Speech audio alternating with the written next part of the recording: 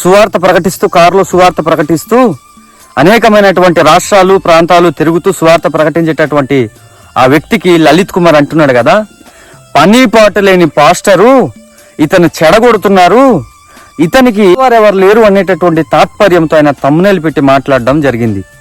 ఇప్పుడు అతనికి మనం ఏమనాలి మీరు కామెంట్లో పెట్టండి, మీ అభిప్రాయం తెలియజేయండి. కానీ నాకేమనిపిస్తుంది అంటే, లలిత్ కుమారు ఆ పాస్టర్ గారికి పని పాట లేని పాస్టర్ అన్నాడు, ఓకే. మరి ఇప్పుడు ఇతనికి కూడా మనం పని పాట లేని లలిత్ కుమార్ అనొచ్చు కదా.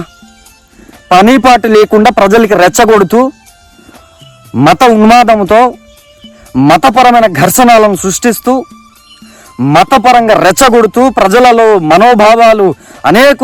మనోభావాలను త్రిప్పుతూ గోల పెట్టేటటువంటి తాత్పర్యంలో లలిత్ కుమార్ ఉన్నాడు అని మనం అనొచ్చు కదా. మనం ఎందుకు అనట్లేదు? మనకంటూ ఒక పద్ధతి ఉంది, మనకంటూ ఒక క్రమం ఉంది. ఇతరులకు మనకు నోరుంది కదా అని ఇష్టం వచ్చినట్లు మాట్లాడడం అనేది ఒక పద్ధతి కాదని మనం మౌనంగా ఉంటున్నాం. Yes or no? మరి ఈరోజు లలిత్ కుమార్ మాట్లాడుతున్నటువంటి మాటలు ఏంటి? పని పాట లేని పాస్టరా? పాస్టర్ అనేవాడు పని పాట లేకుండా పాస్టర్ పని చేస్తున్నాడా? మీరు ఏజెన్సీ ప్రాంతాలకు, కొండ ప్రాంతాలకు వచ్చినప్పుడు మనసులు దూరనేటటువంటి కాడర్వి, మనసులు లేనటువంటి ప్రాంతాలు, కానీ పాస్టర్లు పోయి మరి వాళ్ళకు అనాగరికులైనటువంటి ఆ ప్రజలకు నాగరికతలోనికి తీసుకొచ్చి దేవుడు వాక్యములో ఇచ్చినటువంటి మాటలను బట్టి ఆ వ్యక్తి దేవుని సువార్తను ప్రకటిస్తూ ముందుకెళ్తున్నాడు. అది పని కాదా? దేవుడు అప్పజెప్పినటువంటి బాధ్యత అతను నిర్వర్తిస్తున్నాడు. ఈరోజు మీరు ఏ పని చేస్తున్నారు అంటే మీ పని మీరు చెప్తారు.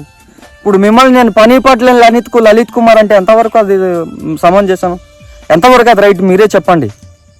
కాబట్టి నోరుంది కదా అని నచ్చినట్లుగా మాట్లాడడం. భారతదేశంలో ఒక చట్టం ఉంది, భారతదేశంలో ఒక రాజ్యాంగం ఉంది. భారతదేశంలో ఉన్నటువంటి చట్ట ఉల్లంఘించకుండా చట్ట పరిధిలో మత స్వేచ్ఛ ఉంది కాబట్టి ఎవరి మతాన్ని వారు ప్రకటించవచ్చు.